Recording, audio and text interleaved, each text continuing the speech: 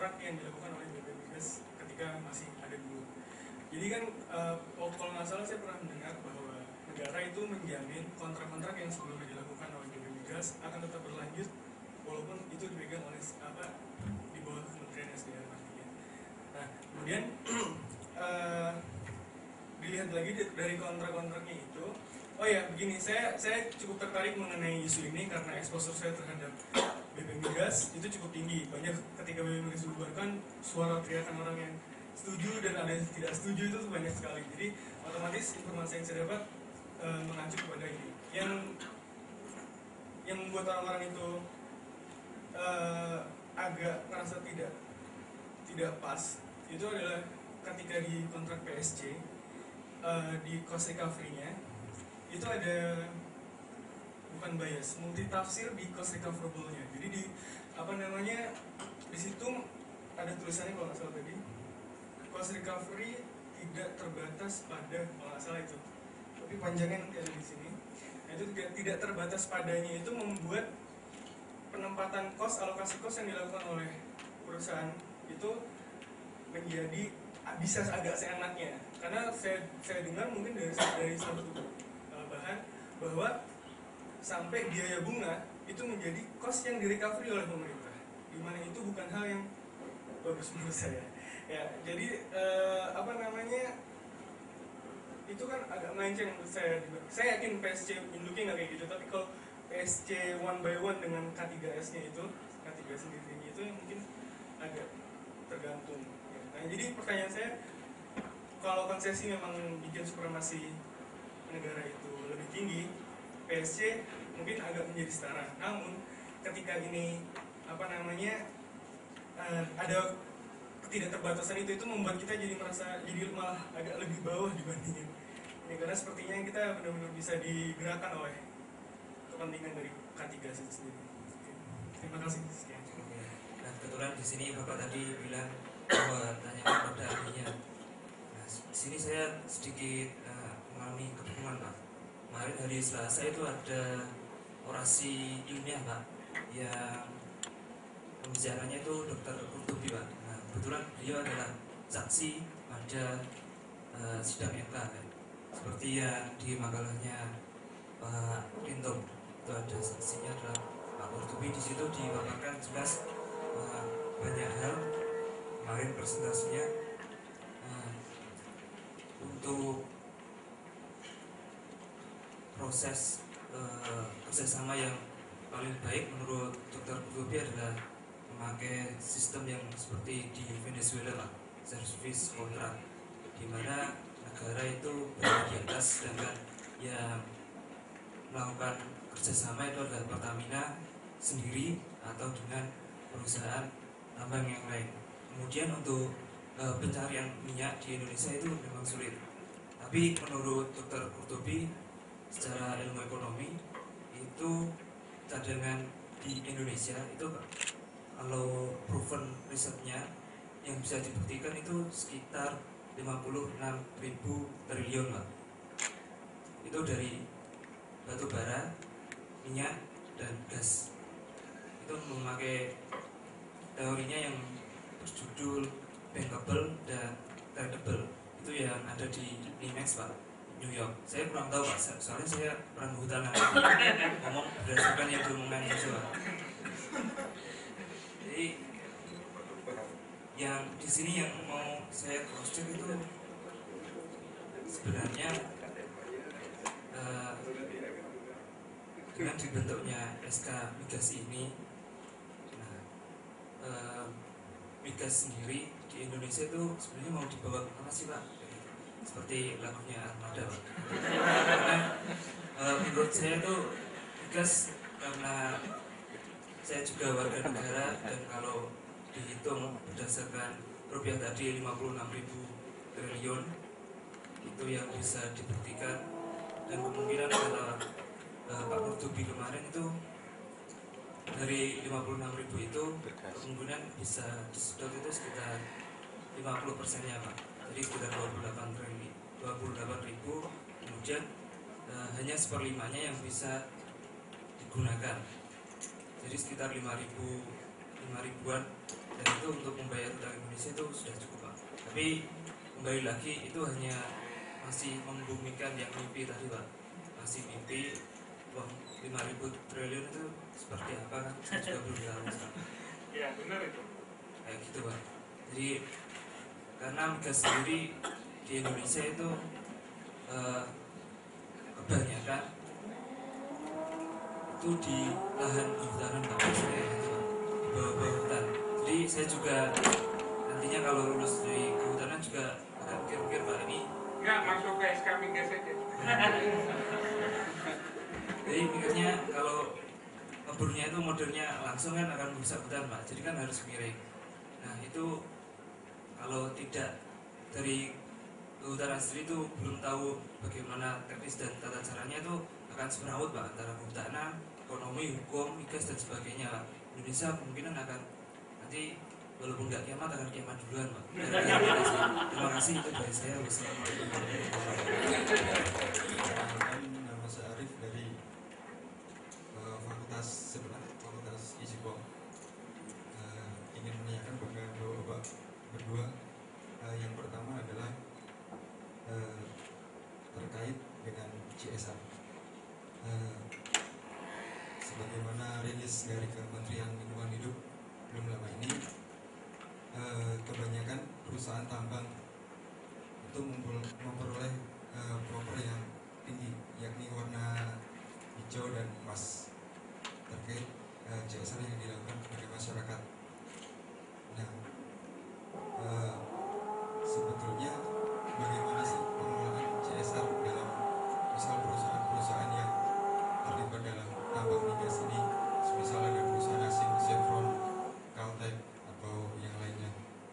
Terus yang kedua, saya tentang privatisasi. Prof. Ismail tadi mengatakan bahwa ini ada upaya unsur kapitalisme itu masuk ke negeri kita. Yang ingin saya tanyakan, apakah dalam pembuatan undang-undang itu juga ada tekanan dari asing, semisal kita pernah berhutang kepada IMF, terus melalui letter of intent-nya kita dipaksa untuk kepada ketentuan agar pinjaman itu dapat cair. Terima kasih. Pertanyaan saya ini, kalau BPH Migas itu kan itu lembaga pemerintahan, dia bukan lembaga bisnis, jadi dia tidak bisa melakukan apa namanya semacam kerja bisnis seperti itu. Di satu sisi kita kalau misalnya suatu kontrak yang telah dilakukan pemerintah dengan investor itu selesai, BP Migas kan nggak bisa mengambil alih karena dia bukan bisnis, karena dia nggak bisa untuk itu. Jadi menurut saya kita butuh juga lembaga yang namanya lembaga seperti Pertamina. Yang mana kita tahu tadi Pertamina itu diganti sama BP Migas karena dia korupsi kan seperti itu. Jadi tantangannya sekarang kira-kira gimana cara kita merancang suatu institusi atau lembaga yang bisa dua-duanya kayak gitu. Ada undang-undang yang mengikat atau ada peraturan yang mengatakan ini loh pemerintahnya segini, terus perekonomiannya juga bisa segini. Berarti ada dikadarkan seperti itu. Joja, terima kasih. Ini soal saya tidak dulu kuliah hukum Pak. Jadi Prof, jadi saya ingin bertanya soal konsep-konsep ini supaya tadi nggak ada kesesakan gitu Pak. Jadi yang saya tahu itu tadi Prof bilang kan sumber daya alam itu hak milik bersama bangsa.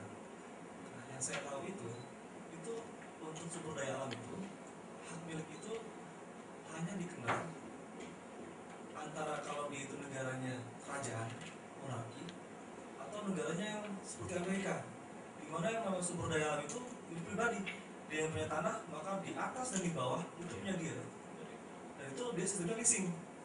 Jadi dia sewain ke orang lain untuk dia nyari minyak di situ. Kalau monarki kayak di Inggris, di Arab, di mungkin Australia karena dia persemakmuran Inggris, di negara-negara lain yang monarki itu kan kayak Belanda dulu waktu jajah kita, itu yang namanya sumber daya alam itu adalah punya ratu atau punya raja. Jadi dia bisa tuh bilang kepemilikan. Tapi ketika Prof tadi bilang sumber daya alam adalah hak milik bersama bangsa, yang saya tahu ada dua prinsip tentang hak milik itu. hak milik bersama-sama, yaitu res komunis, sama tidak ada hak pemilikan res nullius. Untuk ini maaf nih, berbicara sangat hukum banget dan sangat teoritis banget, tapi saya pengen dapat pencerahan dari Prof nih. Soalnya kalau res komunis yang saya tahu itu contohnya itu laut bebas, dan laut bebas itu nggak ada satupun manusia ataupun negara yang bisa mengklaim bahwa itu punya dia, ataupun bukan hanya milik, mengalihkan pun nggak bisa, karena itu semua orang punya. Kemudian kalau res nullius bahwa tidak ada yang punya, itu kayak misalnya bulan, nggak ada tuh misalnya Neil Armstrong ke bulan tancapin bendera Amerika bahwa itu punya Amerika, gitu juga, karena res nullius yang berlaku. Nah kalau sumber daya alam di Indonesia dibilang res komunis, maka nggak mungkin kita bisa ada pengalihan hak dari sumber daya alam itu sendiri kalau sistemnya res komunis, Pak. Prof. Jadi mohon pencerahan Prof gimana nih, Prof?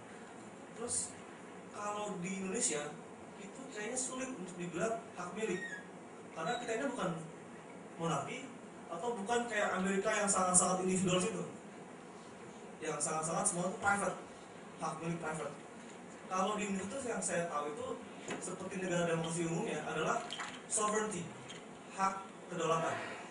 Jadi bangsa berdaulat atas sumber daya alamnya, kemudian dikelola oleh negara berdasarkan kedaulatan yang diberikan oleh rakyat melalui undang-undang dasar, melalui undang-undang. Jadi mohon maksudnya Prof tadi gimana ya? Saya kayaknya mungkin saya nggak nangkap atau bagaimana gitu, Prof. Terus kalau misalnya sumber daya alam itu milik bangsa, kan air kan termasuk sumber daya alam. Apakah artinya aqua di situ yang mempunyai itu danon menjadi tidak sah atau bagaimana gitu? Boleh sih, Prof, tanya. Kalau saya sebagai yang belajar di Fakultas Hukum, izin yang saya pelajari selama ini itu lebih dia bisa mengatur gitu, justru karena dia supervisor itu gitu kan. Tapi dalam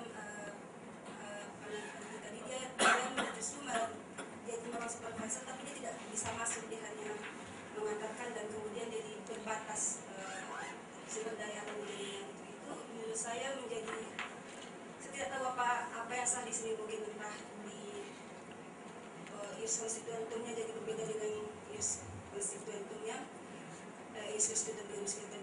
tapi yang jadi menarik untuk memperdebatkan bagaimana izin ini dikonsepkan dengan izin ini dipraktekkan. Menurut saya ini menjadi hal yang sangat menarik. Yang kedua, ada karena hukum migas ini kalau diundang di konstitusi kan mengacu ke pasal 33 gitu kan, dan pasal 33 kan harus kita tafsirkan secara keseluruhan satu pasal gitu. Yang saya ingin cermati pasal 33 ayat 1, bahwasanya perkebunan harus disusun berdasarkan azas kekeluargaan, maksud tidak salah. Bagaimana eksistensi azas kekeluargaan ini di dalam hukum migas? Itu saya pikir menjadi menarik juga karena hukum migas itu sangat mahal dan segala macam, sehingga bahkan pemerintah itu hati-hati, hampir tidak pernah mau untuk menanamkan modal gitu. Bagaimana dia bisa masyarakat, apalagi yang bisa punya itu langsung, bahkan dulu ada 3% bisa dikasih ke BUMD, itu juga hampir bisa dikatakan tidak eksis karena nggak ada dana untuk bayar saham itu gitu, kalau tidak salah itu yang ingin saya tanyakan. Terima kasih. Iya, ketika Armstrong itu tanya, loh gimana orang Cina sampai ke sini, ke bulan, orang Cinanya itu bilang gampang, rakyat Cina itu 1 miliar lebih, itu susun kan orang Cina biasa itu bikin pertunjukan nyusun orang sampai, nah itu yang disusun, jadi tidak pakai teknologi, itu pakai susunan orang-orang. Nah kalau orang Indonesia sampai di sana itu katanya ini guyonan Gus Dur gitu. Karena susunan dari makalah-makalah seminar itu yang tidak pernah dimanfaatkan untuk membuat kebijakan, termasuk mungkin tesis gitu, disertasi itu disusun sampai ke bulan. Orang yang sampai ke bulan pertama kali bukan orang Amerika, orang itu guyonan Gus Dur, jangan terlalu serius mas. Dan saya hanya ingin saja gitu bahwa jadi dari cerita kita itu tadi pada intinya sebenarnya banyak fakta-fakta yang berkenaan dengan kegiatan usaha migas terutama gitu ya, yang high cost, high technology gitu, yang itu tidak mudah, itu nampaknya belum banyak terinformasikan ke publik gitu. Sehingga publik meraba-raba, menerka-nerka dalam meraba-raba yang sepenuhnya tidak dipahami.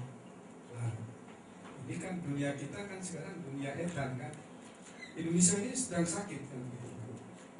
Ketika masyarakat kita sedang sakit dengan informasi yang terbatas, yang terjadi adalah salah, gitu, salah tafsir, negatif, kan pandangannya kan gitu.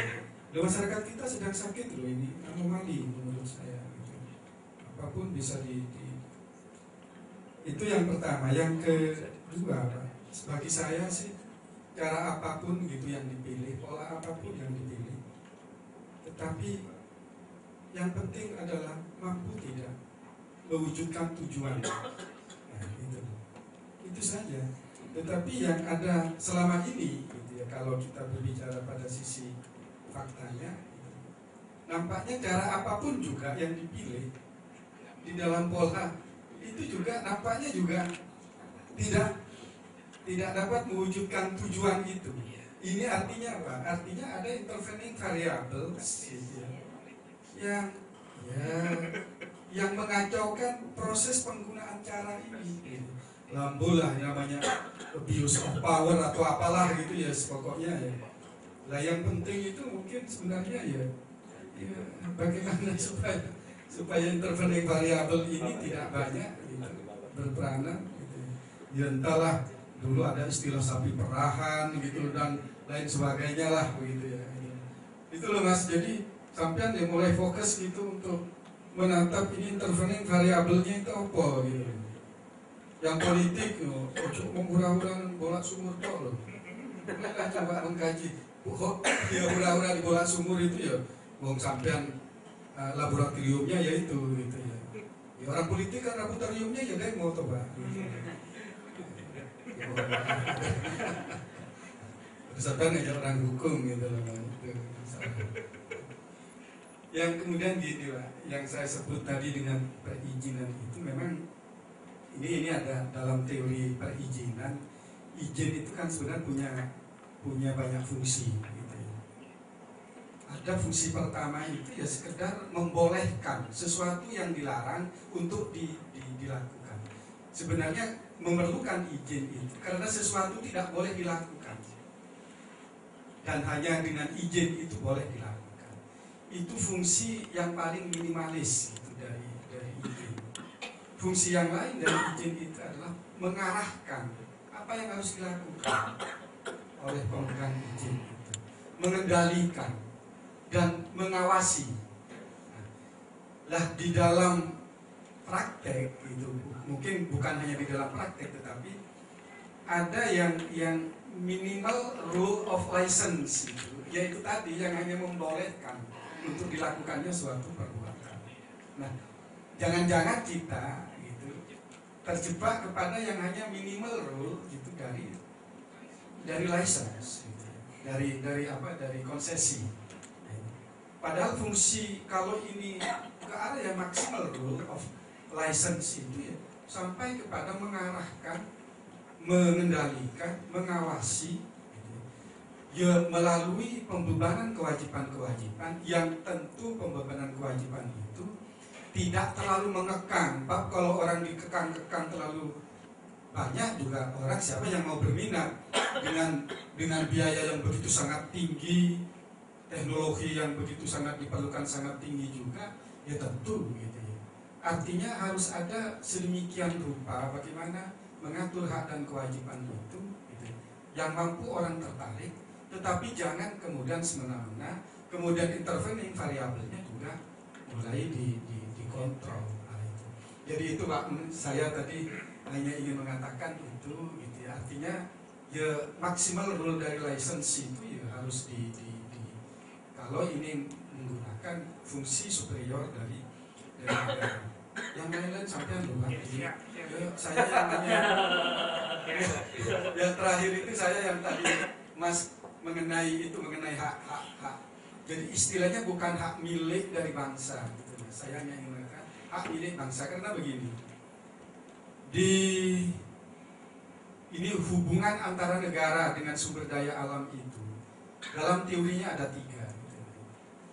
Negara, ini bukan bangsa dulu, negara. Ada teori dari negara kapitalis yang menempatkan negara itu sejajar dengan masyarakatnya. Kalau masyarakatnya bisa punya hak milik, negara bisa punya hak milik karena ini sejajar. Sosialis gitu. Karena sosialis itu kan yang ada negara. Rakyat tidak ada. Maka juga ada hak milik, tetapi hak miliknya pada negara. Sosialis dan kapitalis itu sama. Lah kita katanya, saya mengutip saja katanya, gitu. Kata founding fathers kita ini katanya tidak kapitalis, tidak sosialis. Katanya loh Mas. Jadi ini yang politik loh, jangan percaya orang hukum ya, orang politik yang harus gitu. Katanya kita negara itu seperti saya katakan tadi, ini personifikasi dari rakyat. Dalam konteks itu negara tidak layak untuk punya hak milik. Lah yang punya siapa? Yang punya itu adalah rakyatnya itu, yang disebut dengan bangsa. Maka bangsanya itu yang punya hak, gitu ya. Tapi bukan hak milik memang. Ya hak bangsa dalam pengertian dipunyai, kalau tidak ingin menggunakan istilah dimiliki, dipunyai secara bersama-sama oleh seluruh ini. Konsep itu bukan datang dari mana-mana, tidak. Dalam konteks masyarakat kita yang tradisional, masyarakat hukum adat itu begitu. Iya, kolektif ownership tetapi tidak private, gitu. Tetapi ini publik, sehingga tidak bisa dipindah tangan ke anak bangsa itu.